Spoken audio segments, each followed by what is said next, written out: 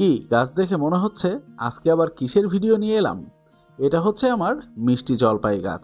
দেখতেই পাচ্ছেন গাছে কি পরিমাণ ফুলের কলি চলে এসেছে। ফুলগুলো কিন্তু এখনো ফোটেনি, তাই এখনই সময় কিছুটা স্প্রে করে দেওয়ার। এখানে কিছুটা কীটনাশক এবং কিছুটা ছত্রাকনাশক দিয়ে যত দ্রুত সম্ভব কিছুটা স্প্রে করে দিতে হবে। তাহলে যেটা হবে, সেক্ষেত্রে এই গাছটা পোকামাকড় থেকে অনেকাংশেই বেঁচে থাকবে। আর ফুল ফোটার পর কিন্তু অবশ্যই স্প্রে করা যাবে না এগুলো কিছু, কারণ সেক্ষেত্রে পরাগায়নের সমস্যা হবে এবং আপনার ফুল থেকে ফল কিন্তু হবে না। আর গাছে নিয়মিত পানি দিতে হবে, অবশ্যই গাছটা রোদে থাকতে হবে।